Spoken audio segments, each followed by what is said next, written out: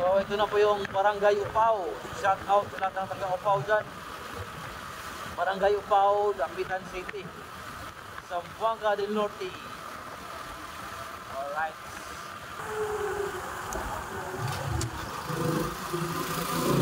Alright.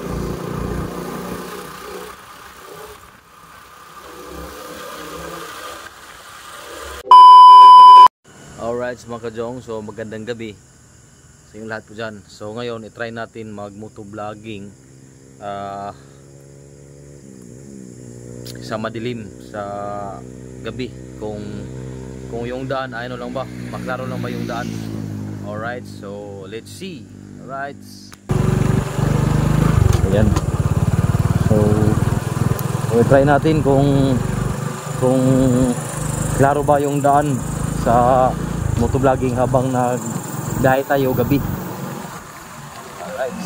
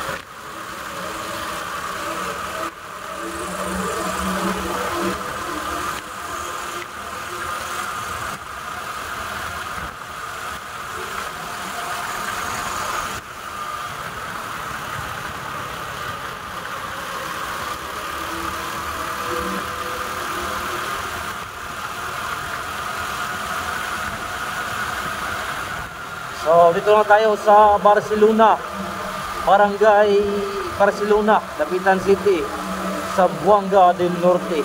Alright. So may crossing dito, may crossing.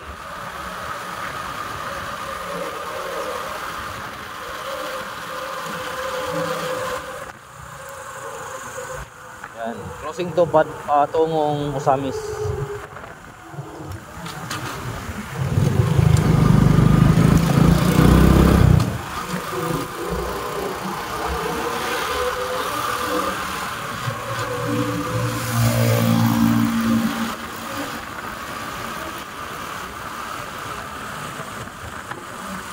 Oh, grabe yun. Protect talaga. Oh. Okay.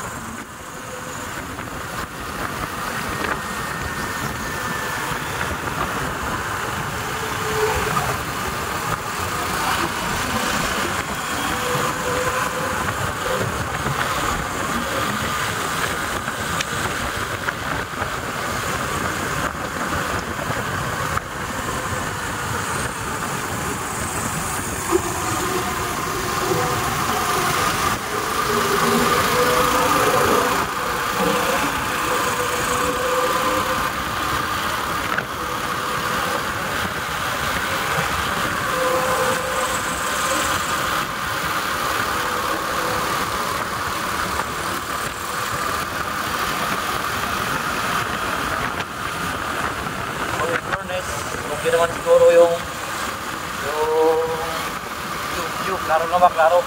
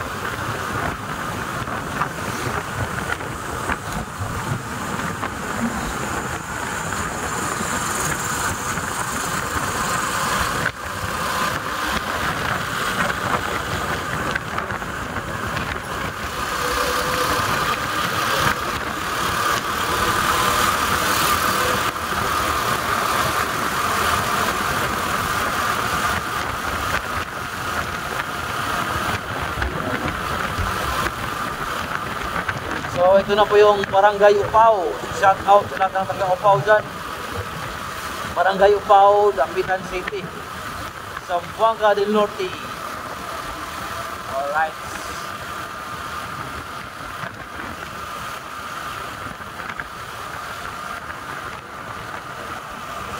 Okay lang ba? Okay lang yung view. Klaro lang ba yung daan?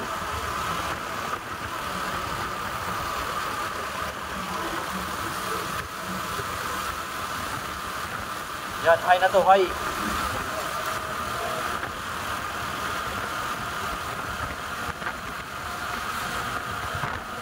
So kung didiretso tayo dyan, patungo yan ng Samis. Malapit na lugar dito, yung Putungan, tapos Pasibutan.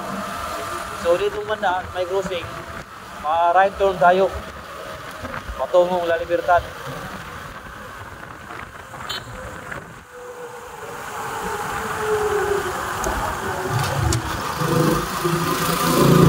Alright.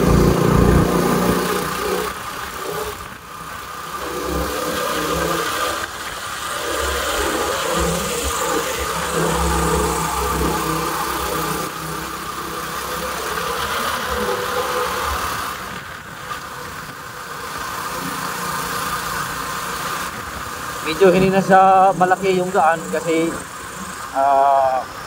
barangay road to, barangay road. Ito yung barangay ng Dampalan, sakop pa ng Dapitan City.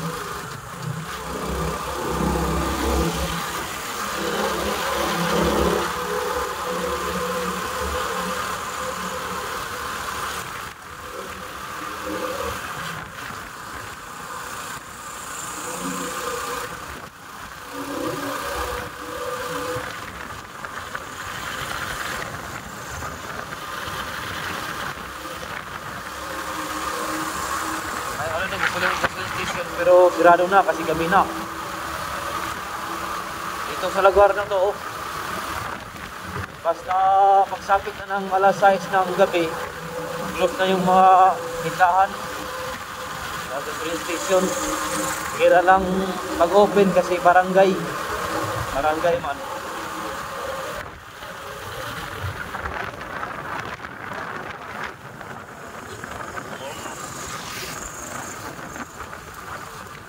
Nakakatakot pag may kasalubong mo. Basta ganitong lugar medyo maliit.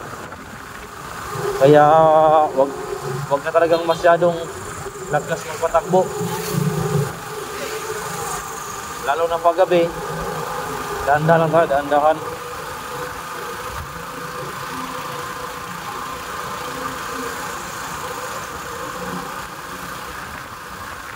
Yan din may iwasan, may mga aso na biglang tatawid.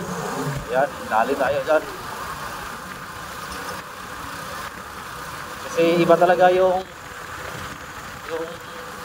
pagtingin mo sa umaga at sa gabi. Kasi sa umaga makita mo talaga yung dulo sa dulo daan. Dito kung ano lang yung saan nakaabot lang yung ilaw, yun ang makikita mo.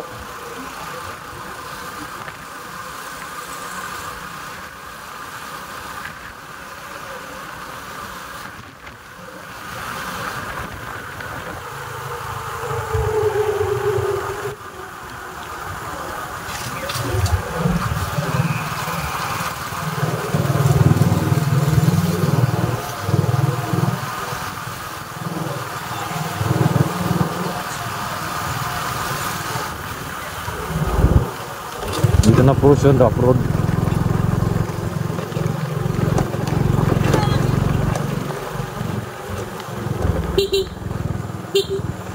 Agaw! Sabay lang ugaw. Ayan, pinsan ko, pinsan. Dito sa Dampalan, barangay Dampalan. So ito na yung last barangay dito sa Dapitan City. So itong daan na to, patungo na to ng La Libertad, Mutya, Osmeña. So pwede ka magdaan dito, Osmeña. Pwede ka din dito magdaan patungong Concepcion, Misamis Occidental. So Kung nakikita nyo sa vlog ni Chada Pinas, yun, dumadaan din si Chada Pinas sa dadaanan ng patungong Osmeña. Iwan ko ba kung pinuntahan na ba ni Chada Pinas yung daan patungong Concepcion diretso sa Pandalaga? Hindi ako sure.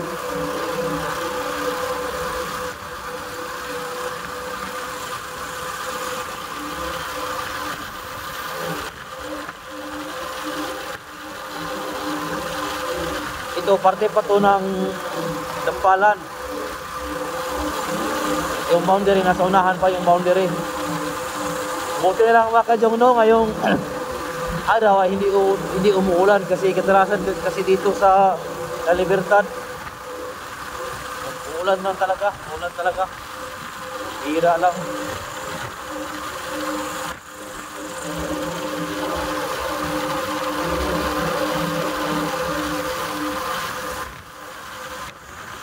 So kung nakikita nyo, bihira lang yung mga sasakyan na dadaan. Meron tayo nasutan pero malabo lang yung mga sasakyan na salubong natin.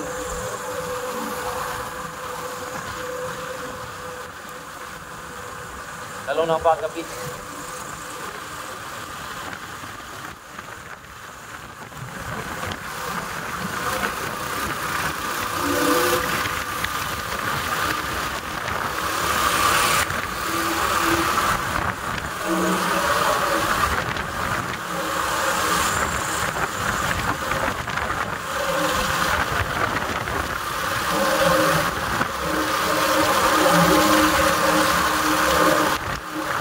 So ito na yung last area na ang barangay ng Balan.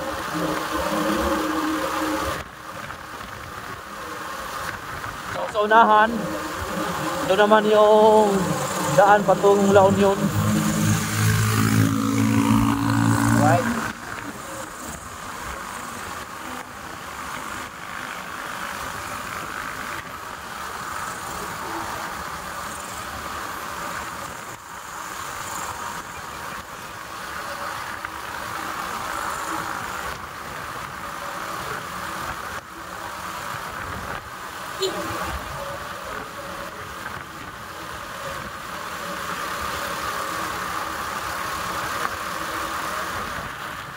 Dito, mga daming aso.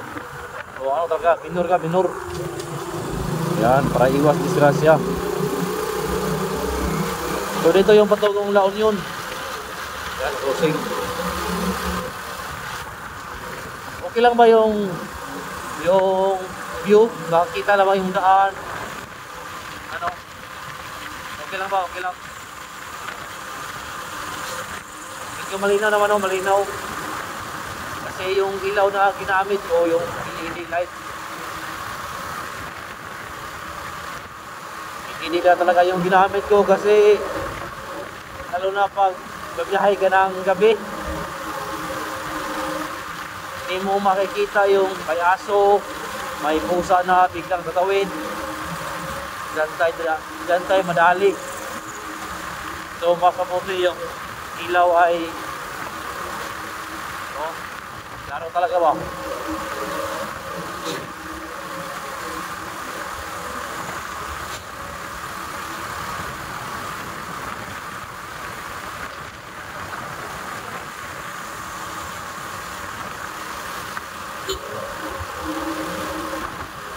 So itong daan na to, pwede rin to daanan patungong Osmeña.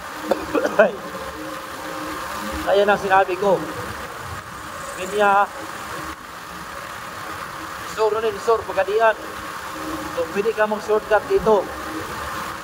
Kung galing ka sa Rizal, hindi ka na magdaan pa sa sa Ikulog kasi malayo na doon. So dito ka na lang mag-shortcut papuntang Osmeña, Pagadian. Magka-activate ka pa ng time at saka sa daan.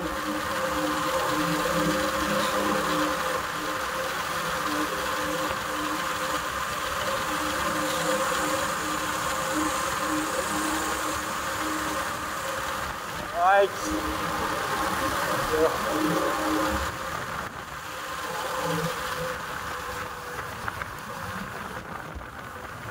Pero pag meron tayong makasalubong na sasakyan, try natin mag-low kasi napakasilaw to.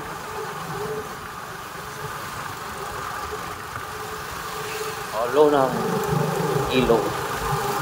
Alright.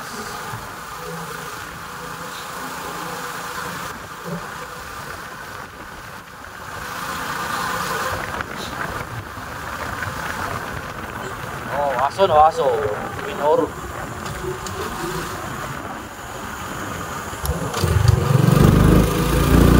Tigas talaga ng aso. Ayaw talaga magpunta sa Daplin.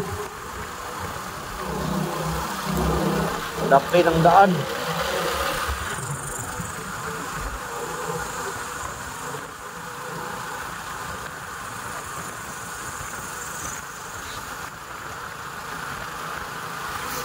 Alright. So malapit na tayong makarating sa La Libertad, Zamboanga del Norte. Okay lang ba yung daan? Makikita lang yung daan, you know?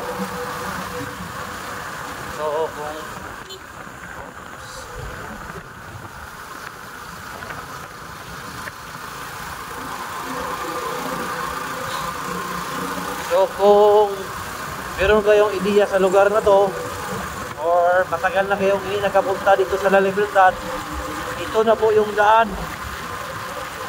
Na, siminto na. Dati, ano to, rough road to. Way back 2014, na-assign ako dito. Hindi pa to siminto. Rough road. So matagal ka talaga magkarating sa mapunta ka ni Polo. Galing dito, mapunta ka na ni Polo, matagal ka talaga magkarating. Kasi dito pa lang sa La Libertad at saka sa crossing na ng Balan, abot na daw ng 1 oras. Pero ngayon, 15 minutes lang, makarating ka na. 9 kilometers. So ito na yung sentro ng La Libertad.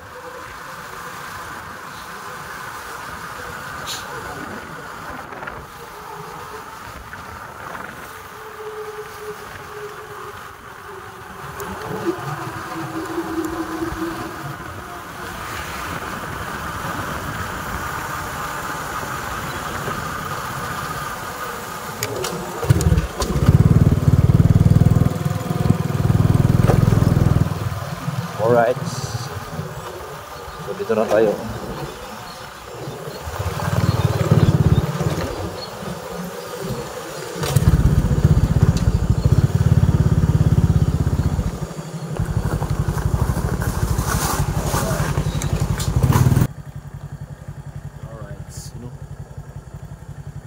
Alright, so nakarating na tayo sa station. Alright, bye bye. Thanks for watching. Bye bye. Ingat po kayo, ingat.